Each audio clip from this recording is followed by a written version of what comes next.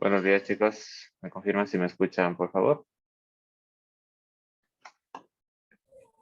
Buenos días, Ángel. Sí se le escucha. Muchas gracias. Bueno, vamos a empezar. Bueno, vamos a empezar la clase y continuar el capítulo de funciones. Recuerden, ¿no? Que estamos hablando de las funciones. Bueno, perdimos un poco de continuidad por el examen, pero en todo caso, cualquier pregunta que tengan, la plantean, ¿ya?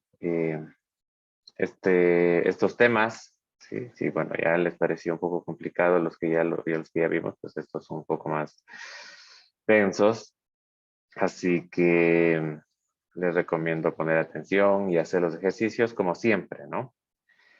Y bueno, vamos a continuar.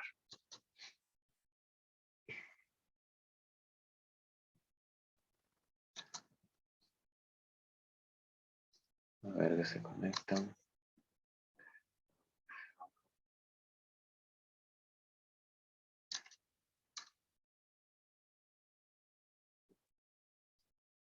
Listo. Entonces, bueno, vamos a hacer un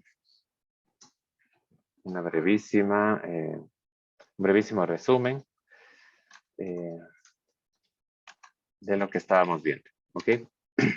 Bueno, abordamos el tema de funciones, ¿sí? Que nosotros dijimos que no es otra cosa que un conjunto de sentencias agrupadas entre llaves, ¿sí? Y asociadas a un nombre, ¿sí? Que además puede retornar un valor, ¿sí? Dependiendo de la función que estemos, dependiendo de lo que nos interesa en realidad.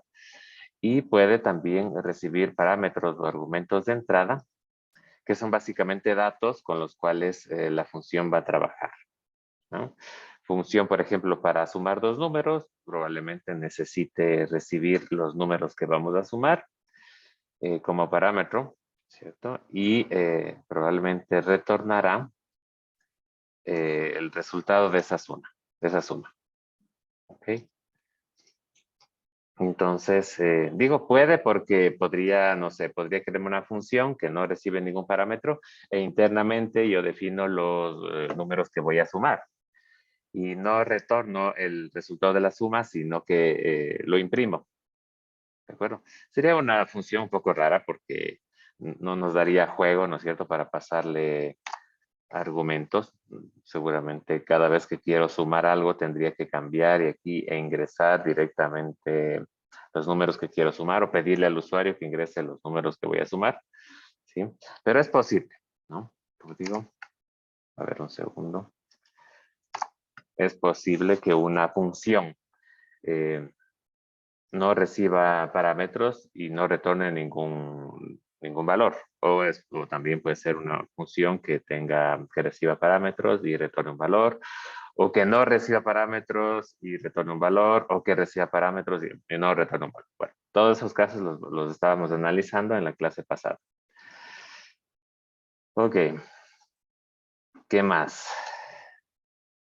Hablamos también de, bueno, una función para poder utilizarla. Recuerden que estamos hablando de funciones definidas por el usuario, ¿sí? Es decir, por el programador de alguna manera, ¿no? Son de funciones que nosotros creamos, ¿sí? Porque nosotros ya habíamos trabajado con un par de funciones antes que ya estaban programadas como printf y scanf, ¿no? Que están listas para su uso.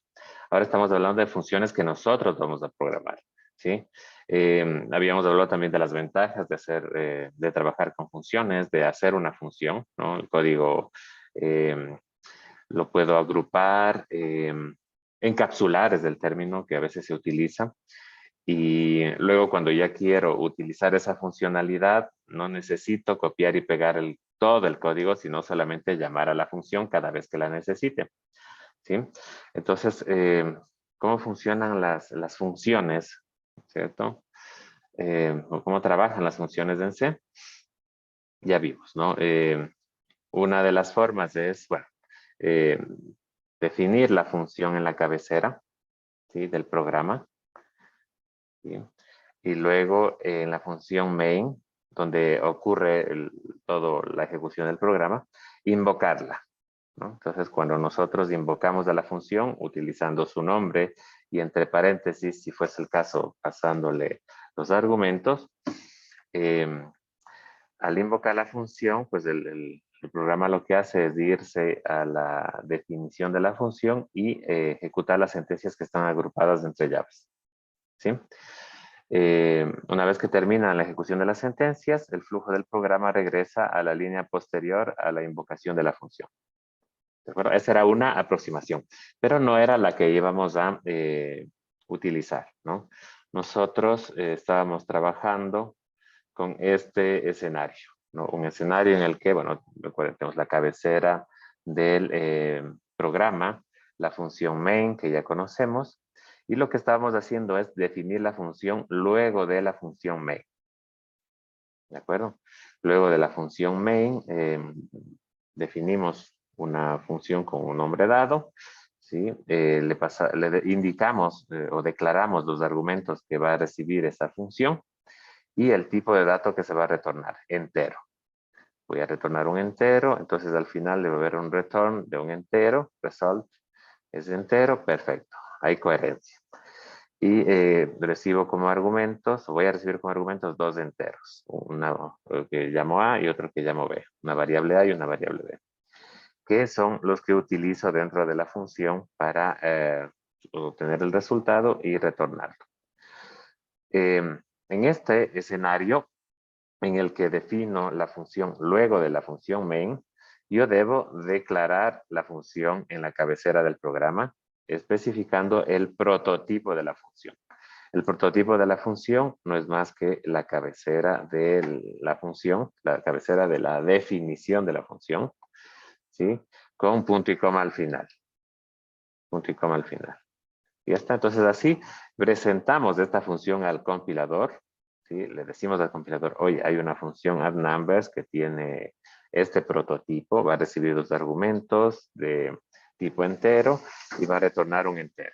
Entonces, cuando el compilador llega a la función main, a la línea donde llamamos a la función addNumbers, entonces no se sorprende, ¿no? Dice, yo estoy consciente de que existe esta función porque la declaramos acá y no hay problema, ¿sí? Si se olvidan de declarar la función, de especificar su prototipo, pues van a tener un error en el compilador, ¿ya? Entonces el prototipo es muy importante porque solo al verlo ustedes ya saben qué parámetros va a recibir la función y qué tipo de valor va a retornar, ¿no? Y es muy importante porque usualmente en las pruebas, ojo, en el examen, yo les daré el prototipo de la función, ¿no? Como parte del código base, si quieren. eh, Ustedes recibirán el prototipo de la función, entonces ustedes ya sabrán más o menos de qué trata, ¿no? Se irán hacia la parte inferior, empezarán a definir la función dependiendo de lo que les haya solicitado. ¿De acuerdo? Y más o menos es así como se piensa cuando se quiere resolver un problema, ¿no? Recuerden que las funciones sirven también para dividir, para trabajar con un problema dividido en partes. Entonces dicen, yo tengo un problema súper complejo, entonces lo voy a dividir en 4 partes, ¿sí? Cada una va a ser una función, ¿cierto? A ver, esta función necesito que, me reciba tantos argumentos y que devuelva un valor de tal tipo. Esta otra función, el mismo análisis y así con las otras.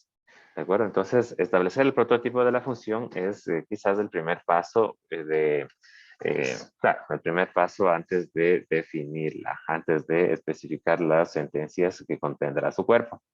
¿Ok? Ojo con eso. Otro detalle, antes de que me olvide. Cuando se especifica el prototipo, ¿sí? A veces, bueno, no es obligatorio poner el nombre de la variable, ¿sí? Ustedes se van a encontrar con definiciones de prototipos de funciones donde solo dice aquí int, int, ¿ya? Y no está mal, ¿sí? A mí me parece que podría confundir un poco, pero bueno, es posible, les advierto para que no se sorprendan si lo ven por ahí, ¿sí? Al definir el prototipo no es necesario especificar el nombre de la variable, ¿ya? Sino solo el tipo. ¿ya? Al definir la función, ahí sí que obviamente necesitan especificar la variable porque en función de la variable de entrada, de los parámetros de entrada, ustedes seguramente van a tener que hacer algo en el cuerpo de la función. ¿De acuerdo? Eso. Yo por facilidad siempre pongo todo, ¿no? Porque, claro, luego de definir la función, lo único que hago es copiar la cabecera, ponerle arriba y poner un punto y coma. Y así ya me libero de cualquier confusión. ¿De acuerdo? Listo. Eso en cuanto a la función, ¿no? Entonces, bueno, espero que recuerden la sintaxis en la definición de la función. Por enésima vez, ¿no? El nombre de la función, ¿sí? Los parámetros que va a recibir, ¿sí? Es decir, el nombre de las variables que van a representar esos parámetros y el tipo de dato que van a almacenar esas variables, así como el valor de retorno, el tipo, perdón, del valor de retorno de esa función. ¿Sí? Esta función me dice voy a sumar dos, bueno, no me dice todavía que voy a sumar dos enteros. Este prototipo me dice que la función va a recibir dos enteros, A y B, y que va a retornar un entero, ¿no? Luego internamente me defino una variable result de tipo entero, que va a almacenar la suma de los dos valores que se pasaron como argumento. Y finalmente retorno el valor de la variable result como se esperaba. ¿Sí? Cuando yo invoque esta función en el cuerpo de la función main, por ejemplo aquí, miren, en la función main he declarado tres variables enteras, he impreso un mensaje pidiendo que ingrese dos números y luego para poder utilizar, bueno, invoco la función addNumbers, ¿no? Invoco la función addNumbers y recibo como argumento n1 y n2 que almacenan los valores que ingresó el usuario por teclado. ¿Ya? Entonces, al invocar esta función, estoy llamando a la función que estaba definida acá. Entonces, ¿qué se hace? ¿No? Lo que ya dije. Se define internamente una variable result, sumo los dos valores que ingresó el usuario o que estoy pasando aquí por parámetro. Y para poder utilizar el valor que retorna la función, miren, porque esta función me retorna un entero, para poder utilizar ese valor que retorna la función addNumbers, tengo que asignarla a una variable. Esto ya hemos discutido varias veces también, les he planteado esta idea.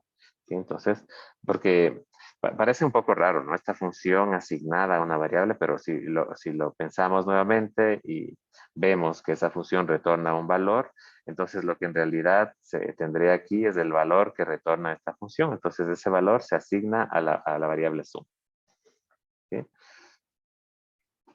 Otro detalle importante de comentar es que ya lo había dicho también en la clase que hablamos de esto, que las variables que yo utilice internamente aquí, las variables que yo declare aquí, ¿sí? Como argumento de una función y que utilice dentro de la función, están en un contexto completamente independiente de las otras funciones, incluida la función main, ¿no?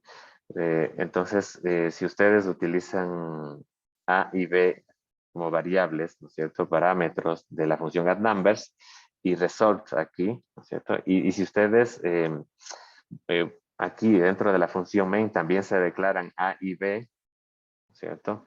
O result y las utilizan, esas variables declaradas en dos funciones distintas no tienen nada que ver entre sí. ¿De acuerdo? Ojo. No vayan a pensar que si aquí declaro result y aquí utilizo y declaro result en la función main, a lo mejor la variable result de aquí va a coger los valores que tomé acá. No, nada que ver. Son totalmente independientes. ¿Ok? Inge, Sí. disculpe, o sea, en pocas palabras es como decir, digamos que yo arriba declaro una variable A, Ajá. abajo, al terminar las llaves también puedo declarar la misma variable con el mismo nombre. Eh, a ver, abajo es en la función addNumbers, ¿verdad? Sí. Ya, No, sí. pero lo ¿En que digo dónde? es, por ejemplo, arriba le declaro ya Aquí. la acá. Aquí en donde estoy señalando. Ajá. Ya, declaras A, ¿ok? Como entera, Y, ajá.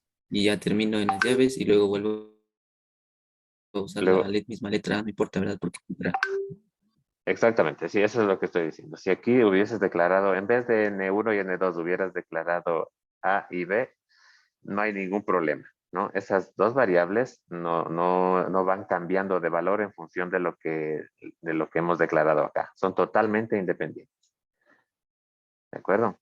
Yo de hecho suelo utilizar, por ejemplo, si digo aquí voy a sumar A y B, acá les pongo el mismo nombre, ¿no? A y B, y luego paso como argumento A y B. Da igual, ¿sí? Así ahorro variables, pero ya sé que en todo caso son totalmente independientes, ¿no? Entonces, la variable que yo paso aquí, o las variables que yo paso aquí como argumentos, son variables que van a almacenar los valores que están ingresando los usuarios por teclado. Y ya está, ¿no? Entonces aquí puedo pasar directamente un par de variables o puedo pasar valores también, ¿no es cierto? Podría sumar 4 y 5, podría pasar 4 y 5 y esos dos valores, sí, representan los parámetros enteros que recibe la función y se van a sumar. 4 más 5, 9. ¿De acuerdo? Entonces, no se vayan a confundir. Si luego tienen alguna duda haciendo algún ejercicio, pregúntenme. eh, porque si se puede ser un poco confuso esto, ¿ya?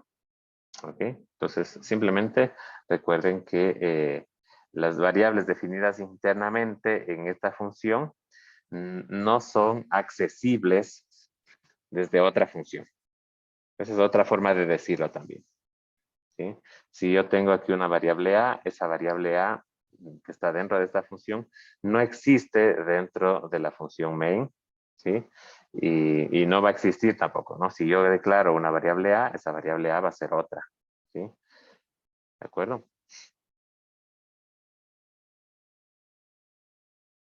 ¿Qué más?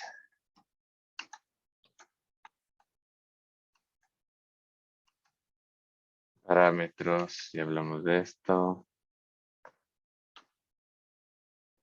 Estamos resolviendo un problema de varias formas distintas, ¿no? El problema era este, de obtener una función que determine si un número es primo o no, ¿de acuerdo?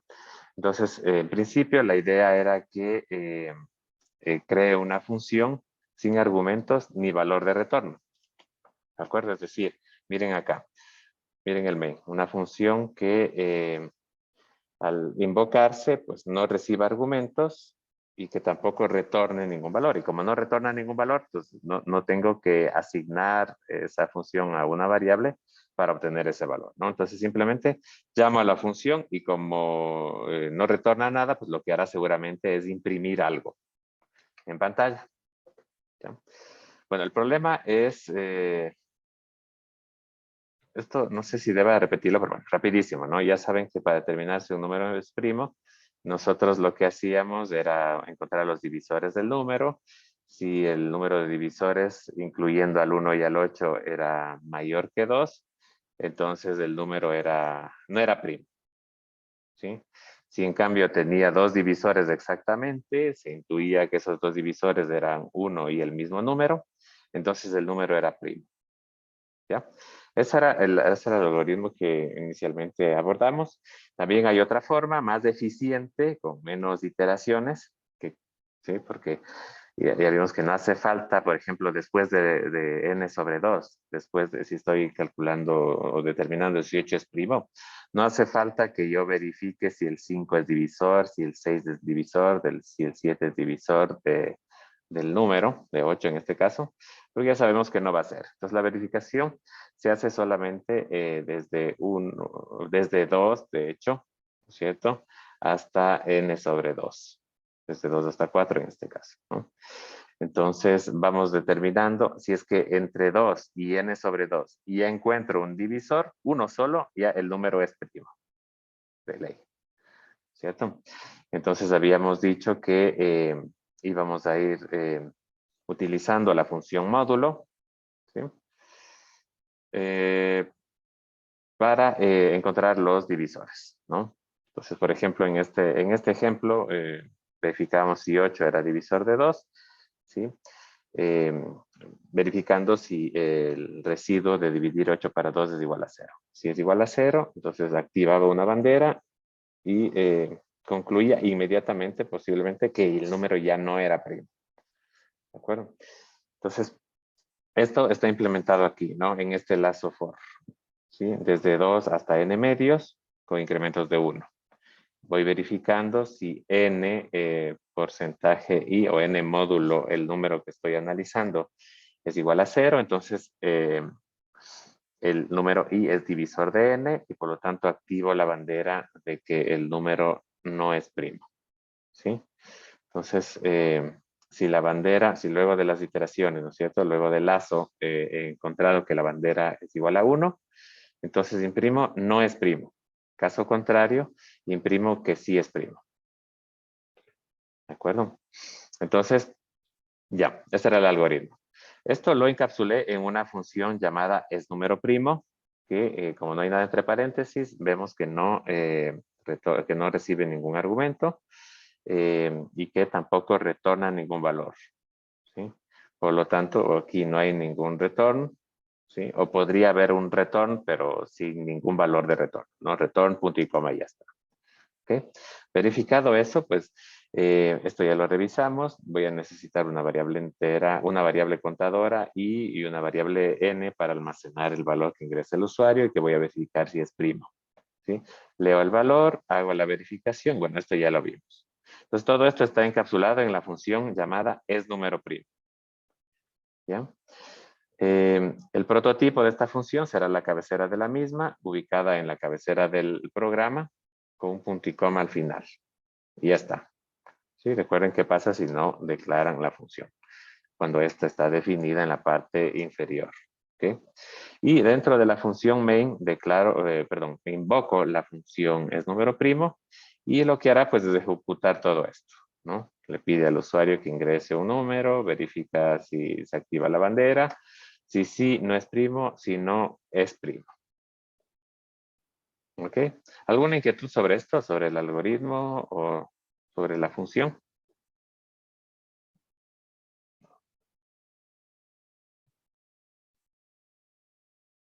¿Nada?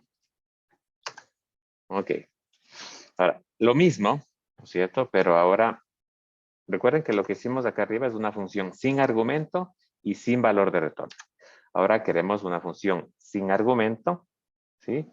Pero con valor de retorno. ¿De acuerdo? ¿Y cuál va a ser el valor de retorno? Bueno, depende, ¿no? Depende aquí cómo hayamos planteado la función. Veas, miren aquí, de lo que veo, hemos planteado una función llamada leer entero que sirve para recibir por teclado del usuario un entero. ¿Ya? Entonces, ¿qué dice esta función? Janet Harinango. ¿Estás ahí? Sí, bueno, yo vi. ¿Qué tal, Janet? ¿Qué puedes intuir de esta función? ¿Sí? ¿Qué detalle puedes decir?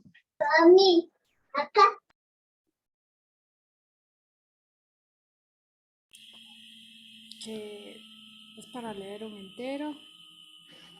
Bueno, Sí. no todavía. Bueno, sí, pues, por el nombre, ¿ya? Pero, ¿qué significa este int de aquí y qué significa este paréntesis vacío? ¿Qué es la función que va a encapsularse en una función entera? No, no. ¿Qué es esa función entera?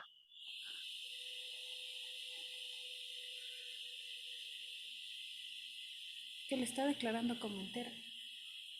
Ya, pero bueno, no me suena mucho eso de que le estoy declarando como entera. ¿Pero qué significa esto? ¿Qué significa int leer entero? Que la función leer entero va a retornar Un entero. un valor entero. Exactamente. Eso era lo que quería. Ok.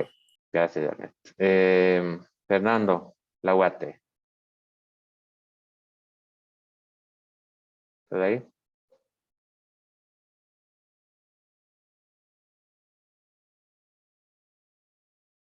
¿no? María Alejandra Pilamonga.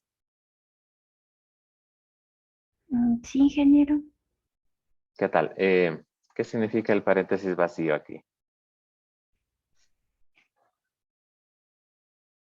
que no tiene ningún valor. Mm, no, bueno, que no tiene ningún valor. La función.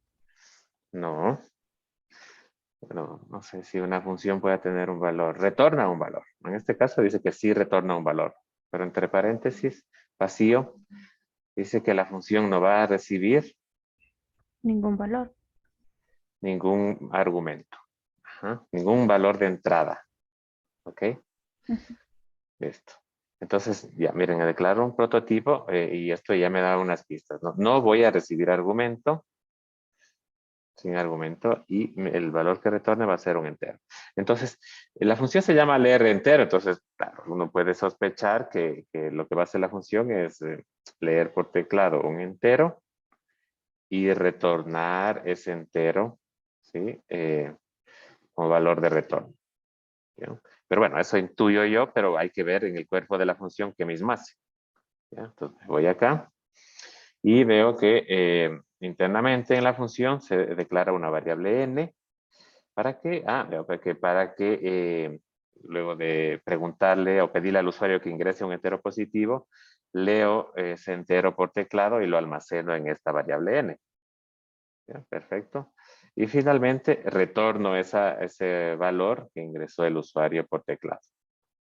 ¿Sí? ¿Sí ven? Esta es la definición de la función que dice aquí o decía que debo retornar un entero. Estoy retornando n, es un entero. Perfecto, hay coherencia y no recibo ningún argumento. ¿De acuerdo? No recibo ningún argumento porque el valor que necesito para retornar, pues lo voy a leer por teclado. ¿De acuerdo? ¿Alguna inquietud ahí?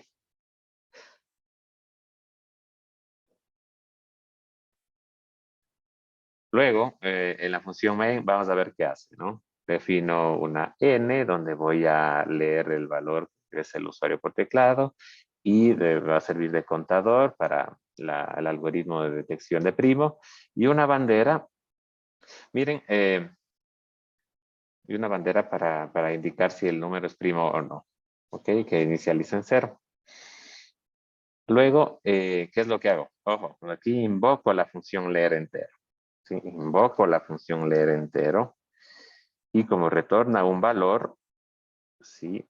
Esa función, al invocarla, utilizando su nombre, tengo que asignarle a una variable para poder utilizar el valor que retorna esa función. Entonces, miren, invoco esta función. ¿Qué va a pasar cuando invoco esta función? Me voy para acá, imprimo un mensaje pidiéndole al usuario un entero positivo, leo por teclado leo ese valor ingresado por teclado y retorno ese valor. Entonces, luego de todo eso, esta función o esta invocación se va a evaluar como el número que ingresó el usuario por teclado. Y lo voy a asignar a n. Pues miren, estas dos n's están medio parecidas, pero los valores que van tomando son independientes entre sí. ¿De acuerdo? Se usan más o menos para lo mismo, pero en contextos diferentes. Ojo con eso, ¿no? Aquí yo puse n, pero podría haber llamado a esta variable con cualquier otro nombre. X, no sé, si quiere. ¿Ya? Y ya está. He leído el número a través de invocar la función leer entero y he almacenado ese número en n. Y luego pues aplico el lazo que analizamos arriba, que me permite verificar si un número es primo o no. ¿Sí? Cuento desde 2 hasta n medios y con incrementos de 1 y voy verificando si es que alguno de esos números, ¿sí? 2, 3, no sé, hasta n medios, es divisor, perdón, tiene algún divisor, ¿sí? Si encuentro algún divisor y, por ejemplo, ¿cierto? Activo la bandera 1, si pongo la bandera en 1, y en este caso había dicho que si ya encuentro un divisor, ya ¿para qué sigo iterando? ¿No? Simplemente si encuentro el divisor, activo la bandera 1 y me salgo. Un break. Ya saben para qué sirve break, ¿no? Y luego verifico si es que la bandera es 1, que el número no es primo, y si no, que el número es primo. ¿De acuerdo? Entonces, en este caso no he encapsulado la función o el algoritmo para determinar si un número es primo o no, ¿no? En este caso he encapsulado el proceso de leer por teclado un número, ¿no? Ahora, quizás lo ideal sería encapsular los dos, ¿no? Encapsular la lectura del entero y encapsular también el algoritmo de determinar si un número es primo. ¿Sí? Eso sería lo mejor. Entonces aquí tendría que declarar el prototipo de la función es primo, ¿no es cierto? Entonces, cuando ingresa la función main, pues simplemente a lo mejor tendría esta línea y una línea más para invocar la función para determinar si un número es primo o no. Entonces así, ustedes van a ir viendo que el código les queda súper limpio, ¿no? Entonces, aquí leo el entero y lo asigno a n. Aquí determino si el número es primo y si es primo, eso lo asigno a una variable, ¿no es cierto? Que me sirve de bandera, como esta de aquí. ¿De acuerdo? Pues ya lo vamos a ir viendo. Entonces, cuando ustedes utilizan funciones, el código en la función main se va reduciendo porque la carga de la escritura del código está en la función. Entonces aquí digo, leer entero, es primo, sí, imprimir, ya está. Entonces el código de la función main les va a quedar súper limpio, ¿no? Ahorita no, porque no hemos encapsulado, ahorita no tanto porque no hemos encapsulado el algoritmo, ¿no? De es primo. ¿Sí?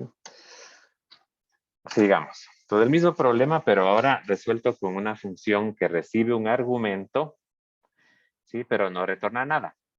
¿Sí? Entonces ya dijimos, si no retorna nada, entonces lo que le queda a la función es imprimir el resultado en pantalla, pues, ¿cierto? Porque no va a retornar el resultado.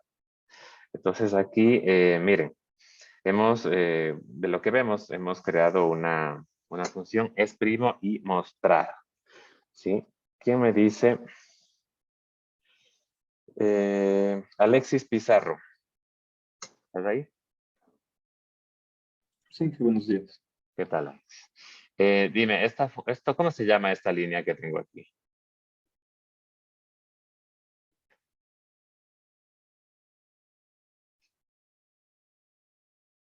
Era para especificar la función que se va a usar. En este caso, Ya, y vamos a tener vamos a usar un INDN con argumento. ya. No nos va a Sí, devolver un argumento. sí, pero todavía no. Pero, ¿qué es esto? ¿No? Tú me decías para especificar la función, pero ¿qué de la función se especifica en esta línea? No me des el detalle de argumentos o de valor de retorno, sino cómo se llama esta línea, ¿te acuerdas? No, exacto, no se me viene a la mente. Ok, aquí lo que estoy haciendo es definir la función, perdón, declarar la función. Aquí declaro la función y aquí abajo, a ver, aquí abajo defino la función, el contenido de la función. Al definir la función, lo que hago es especificar el prototipo de la función. Ojo, nuevamente, este es el prototipo de la función. Es muy importante que lo recuerden. ¿Ok? Y Catherine Villasís.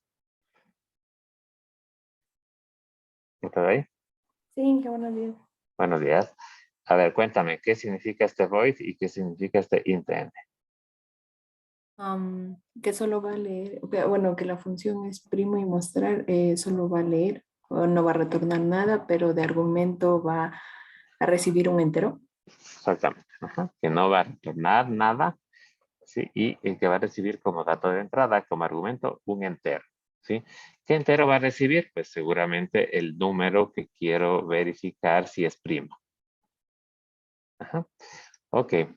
Entonces, me voy abajo a la definición de la función, donde especifico el nombre, bueno, la cabecera y el cuerpo, donde se codifica todo lo que va a hacer la función.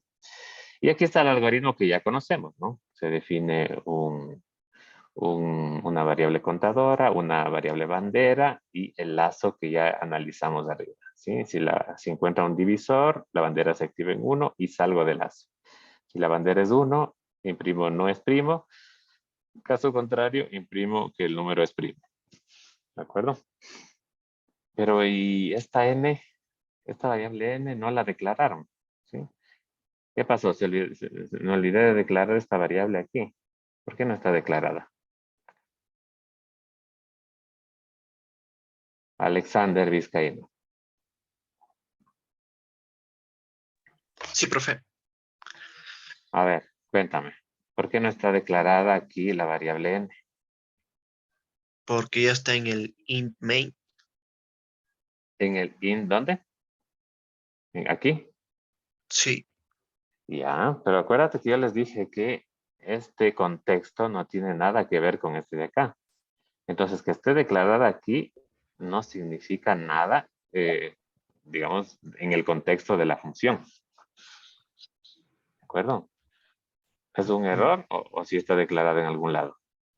Sí está declarada en la función. ¿En cuál función? Void es primo y mostrar int n. Exactamente, exactamente. Está declarada de alguna manera aquí porque es el argumento que va a recibir. Muy bien. ¿Sí? Valga la oportunidad para aclarar lo que comentó el compañero, ¿no? Lo que dice. Que esté declarada aquí la n no quiere decir que ya está declarada acá, ¿no? Aquí yo puedo utilizar la variable n porque la declaré de alguna manera como argumento, como parámetro de la función exprimo y mostrar. ¿De acuerdo? Entonces, como esa n, ¿sí? Ese valor, lo voy a pasar como argumento de la función, entonces sí está declarada aquí. ¿De acuerdo? No vayan a declarar dos veces, ¿no? Por si acaso, ¿sí? Porque aquí ya está. ¿Sí? Entonces ya. ¿Qué más? Ya, ¿qué hace esta función? Lo que dijimos, ¿no? Bueno, esta función lo que va a hacer es recibir el entero que quiero verificar si es primo, ¿sí? Utilizando el algoritmo que ya sabemos, y no va a retornar ningún valor, va a imprimir simplemente los mensajes en pantalla indicando si el número es primo o no. ¿Ya?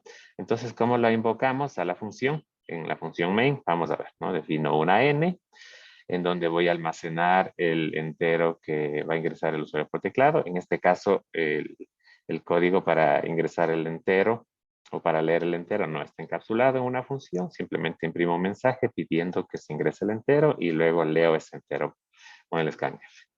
Y finalmente, miren, invoco a la función exprimo y mostrar. ¿Sí? La función exprimo y mostrar va a recibir como argumento n, que es el valor que ingresó el usuario por teclado. Ya, pues, cuando la invoco a la función, se va a hacer todo lo que está aquí y va a imprimir si el número es primo o no. ¿De acuerdo? ¿Alguna inquietud ahí?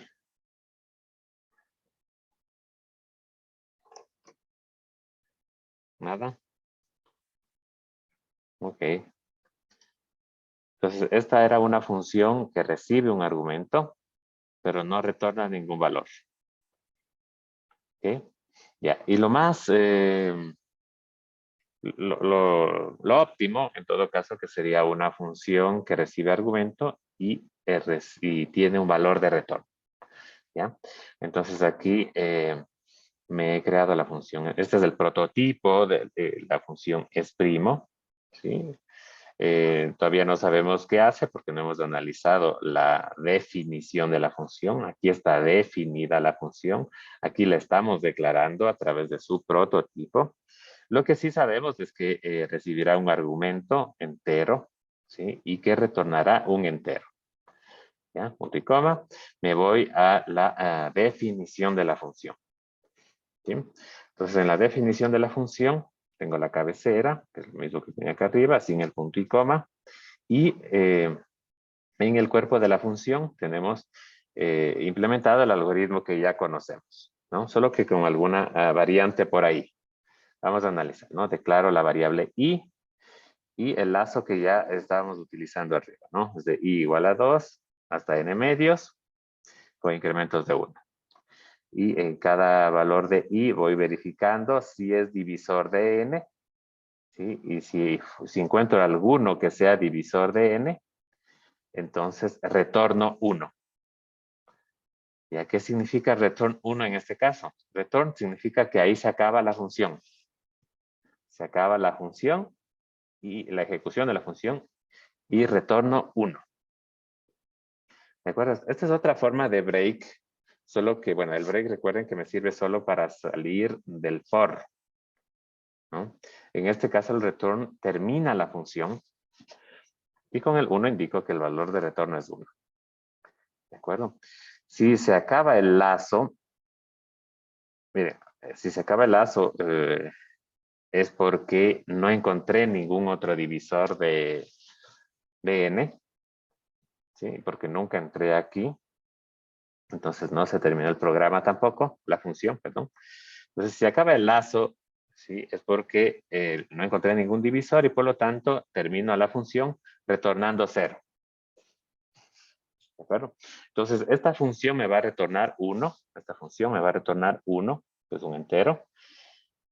Si encuentra un divisor adicional de n, ¿sí? Desde 2 hasta n medios. Entonces, si encuentra un divisor adicional, ¿qué significa? Que el número no es primo. ¿De acuerdo? Entonces, 1 va a significar no es primo. Si termina el lazo sin entrar en este if, entonces voy a retornar 0. Entonces, no encontró ningún divisor adicional, entonces el número es primo. Entonces, el 0, cuando esta función retorne 0, el número será primo. ¿De acuerdo? ¿Está claro eso? Ahí se hizo una variante, pero no tan grande del algoritmo que teníamos antes, ¿no? Sino que ahorita, como estamos programando en esta función, ahora, también podrían haber hecho otra cosa. También podrían haber asignado la bandera como siempre, ¿no es cierto? Y al final, si la bandera era 1, retornan 1, y si la bandera era 0, retornaban 0. O sea, si le ven. También podrían haber hecho eso, ¿no? En lugar de poner printf e imprimir el mensaje indicando que no es primo, ustedes aquí podrían haber retornado 1. Return 1 y aquí return 0. ¿De acuerdo? Para que la función, como la estábamos planteando acá arriba, no cambie tanto. Acá nos hemos ahorrado unas 3 líneas de código, ¿sí? Retornando de una vez 1 o 0 si el número es primo o no. ¿De acuerdo? ¿Está claro esto? ¿Hay alguna inquietud?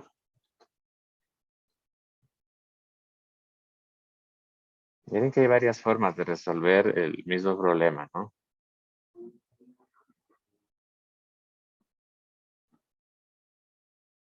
¿Hay preguntas?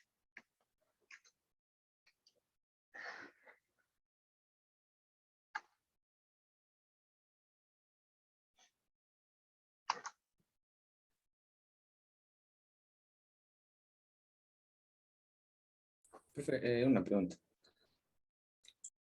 Sí. Eso quiere decir que los ejercicios que nosotros hemos hecho anteriormente los podemos hacer tranquilamente con funciones, ¿verdad? Sí. Por Vamos a ver. ejemplo, eso exactamente. Por ejemplo, el algoritmo para determinar si un número está en la serie de Fibonacci. ¿No es cierto? La lógica es la misma, ¿no? Simplemente cogen, le encapsulan en la función y retornan, qué sé yo, 1 si el número está en la serie y 0 si el número no está en la serie. O sea, escoger el código que ya tiene, meterlo en la función y hacerle alguna modificación para que retorne uno u otro valor y que señalice de esa manera o que indique la función de esa manera que el número cumple una u otra condición, ¿no? Por ejemplo, que esté en la serie de Fibonacci o no. ¿De acuerdo? Sí, profe. Ok. Listo. Funciones estándar de C. Bueno, con esto terminamos el capítulo de funciones. Bueno, vamos a hacer ejercicios, obviamente. Pero creo que ya no me queda nada más por explicar al respecto, ¿no? Déjenme activar de una vez. No, luego de clase les voy a activar la pestaña con con las actividades, donde tienen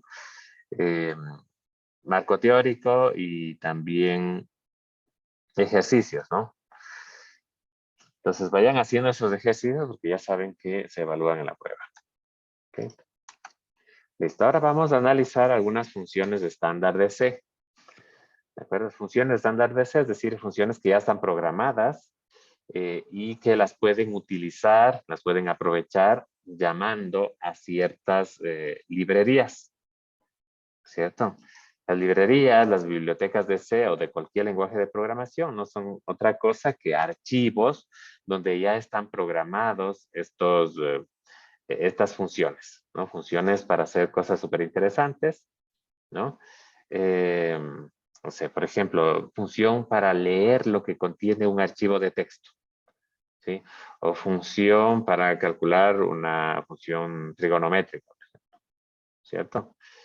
Hay funciones para todo, ¿no? Entonces, muchas cosas complejas ya están programadas, ¿sí? Relacionadas con matemáticas o con procesamiento de datos, ¿sí? Bueno, en C quizás no tanto, porque como es un lenguaje de no tan alto nivel, entonces, por ejemplo, si utilizan Python o Java, serán lenguajes de programación que tienen, digamos, en ese sentido, más posibilidades. ¿Ok?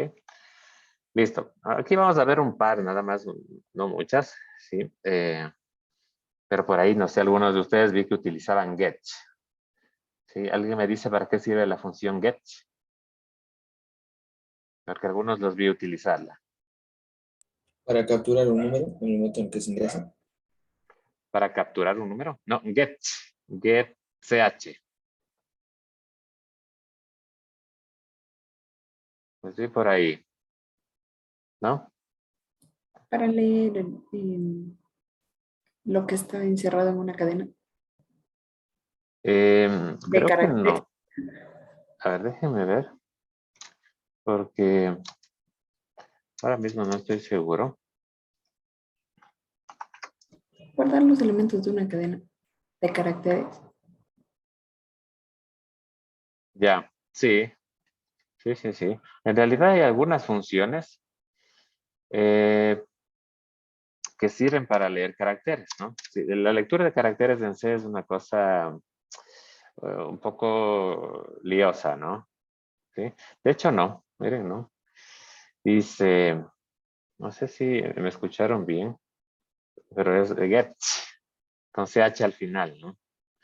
Dice que pausa la salida de la consola hasta que una tecla sea presionada, ¿no?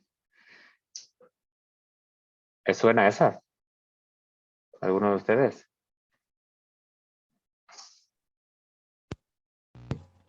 Porque les vi a unos 3 siquiera utilizada, ¿no? No voy a hacer que les estén ayudando por ahí y no sepan lo que Ese, están haciendo, ¿sí? ese profe utilizaba con la librería Conio. Y entonces, como no utilizaban mucho esa librería, entonces Claro, no.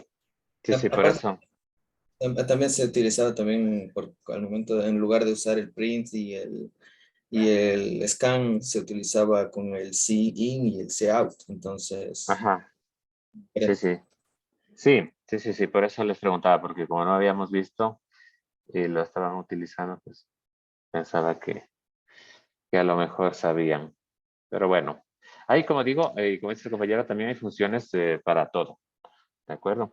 En esta asignatura no vamos a utilizar tanto funciones, digamos, externas o funciones ya definidas en el lenguaje, porque la idea es que más bien ustedes construyan las suyas propias, ¿no? Pero en todo caso, para hacer los programas más utilizables, ¿no es cierto? Más flexibles, estas funciones pues están a la mano, ¿no? Entonces, una de esas funciones es la función rand, ¿ok? Que es una función utilizada para generar números aleatorios, como se menciona aquí, entre 0 y un número rand max. ¿Sí? Este rand max, ¿se acuerdan? En la definición de constantes, rand max es una constante del lenguaje C, que en todo caso es un número enorme, ¿sí? Entonces, si ustedes utilizan la función rand, pueden generar números aleatorios, ¿sí? ¿Por qué es importante generar números aleatorios? ¿Sí? Para muchas cosas, ¿no? Pero puntualmente, Un número aleatorio es muy útil cuando estamos haciendo cifrado. ¿Sí? Ustedes saben lo que es cifrado, ¿no?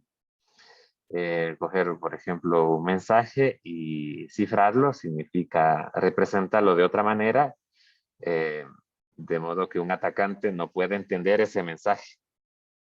¿De acuerdo? Eso es cifrado. Para los algoritmos de cifrado es vital contar con números aleatorios. ¿Sí? Digamos que básicamente lo que hacen al cifrar, así a muy breves rasgos, es coger una cadena de texto y multiplicarla, digamos, entre comillas, por un número, ¿no? Si ese número es predecible, entonces un atacante podría adivinarlo, ¿sí? Y de esa manera saber cómo descifrar el mensaje, ¿ya? Si el número, en cambio, es efectivamente aleatorio, es mucho más difícil para un atacante adivinar o descifrar el mensaje. ¿De acuerdo? Entonces, bueno, tener un número aleatorio, ¿no? Por ahí necesitan, qué sé yo, hacer un sorteo, pues necesitan que los números sean aleatorios, ¿no es cierto? El número ganador sea un número obtenido al azar. ¿Sí? Entonces, ya, como el rand max es súper grande, entonces cuando ustedes invocan a la función rand, ¿cómo invocan a la función rand? Pues con el nombre y pasándole entre paréntesis los argumentos, ¿sí? Pueden no pasarle ningún argumento, entonces el valor, el número que se obtiene podría ser muy grande, ¿no? Porque ya les digo que el rand max es un número enorme. ¿Sí? Entonces, para que no les salga un número tan grande, lo que hacen es aplicar la operación módulo, ¿no es cierto? Entre el valor, entre el número que obtienen aleatorio, ¿sí? Y 10. Entonces, lo dividen para 10 y a través de la operación módulo lo que obtienen es el residuo de la división para 10. ¿De acuerdo? Entonces, el residuo de la división para 10, ¿sí? Está entre, a ver, entre 0 y 9, ¿sí o no? Si dividen para 10, el residuo máximo que van a tener es 9. ¿Sí? Entre 0 y 9. Entonces, al aplicar esta operación, ustedes van a obtener números de entre 0 y 9. Pero al sumarle 1, van a obtener números de entre 1 y 10. ¿Sí o no? Entonces, a través de esta operación, ustedes pueden obtener números aleatorios de entre 1 y 10. ¿De acuerdo? Qué sé yo, tienen 10 compañeros y quieren sortear un dólar que se han encontrado en la calle. ¿Ya? Entonces, aplican esta función y hacen un sorteo justo. ¿De acuerdo? ¿Qué más? También, ya, si es que ustedes quisieran generalizar esta operación para obtener números aleatorios entre 1 y n, pues simplemente en lugar de poner 10, le ponen n. ¿De acuerdo? Entonces miren lo útil de esto, ¿no? ¿Sí? Simplemente llaman a la función rand y ya tienen un valor aleatorio. ¿De acuerdo? ¿Qué más? Si es que quisiesen obtener números aleatorios en un intervalo entre n y m, pues tendrían que aplicar esta variante, ¿no? Tendrían que hacer la operación módulo entre el número obtenido y n menos m más 1 y a eso sumarle, ¿sí? Pero bueno, ya no vamos a introducirnos más de ahí. Ahora, ¿qué problema tiene la función rand? ¿Sí? Que si al ejecutar, por ejemplo, una segunda vez, ¿no? Luego de que ejecutamos esta, ¿sí? La función, la secuencia de números aleatorios se repite, ¿de acuerdo? Entonces, ejecuto rand aquí y me dio 6, ¿cierto? Y vuelvo a ejecutarle más abajo y me vuelve a dar 6. Y más abajo y otra vez 6. ¿De acuerdo? Entonces, la función rand así solita me sirve y sin argumentos me sirve solamente si la voy a ejecutar una vez. Si la voy a ejecutar otra vez luego de la primera, el valor pues, va a ser el mismo que obtuve hace un momento. Mateo. Profe, ¿y los números aleatorios generados por rand son enteros o qué tipo son? Sí, son enteros. Sí, son enteros. O sea que si genero, si llamo la función ran y genero como ahí está hasta el 9, entonces generaría 1, 2, 3, 4, así, solo entero. Exactamente, Ah, exactamente. y Bueno, siempre, ahora desde uno, sí, sí, dime. siempre iniciaría desde 1. En cero. O sea, si le llamas solita. Ahora, era ya estoy seguro si son enteros, ¿no? Ya lo vamos a probar. Tampoco es que utilice tanto esta función, pero veamos, ¿no? En todo caso empiezan en cero, ¿sí? Entre cero y un número enorme, ¿sí? Si quieren saber cuál es el número, pues simplemente haga un programa y ejecute e impriman el valor de la variable randmax, de la constante randmax. ¿De acuerdo? El valor de una constante se imprime igual que imprimir el valor de una variable, ¿sí? Ahora, ¿qué pasa si, a ver, espera, ya nos quedamos sin tiempo. Bueno, la siguiente clase continuamos ya haciendo ejercicio con funciones y bueno, terminaremos aquí aplicando otra función, una variante de rand que permite resolver el problema que aquí comentamos. Ok, chicos, nos vemos en la siguiente clase. Las notas ya están tabuladas en la sección de notas del aula virtual. Aunque bueno, ustedes ya sabían sus notas algunos días antes, así que bueno, cualquier novedad me comenta. ¿Ok? Listo, chicos. Muchas gracias.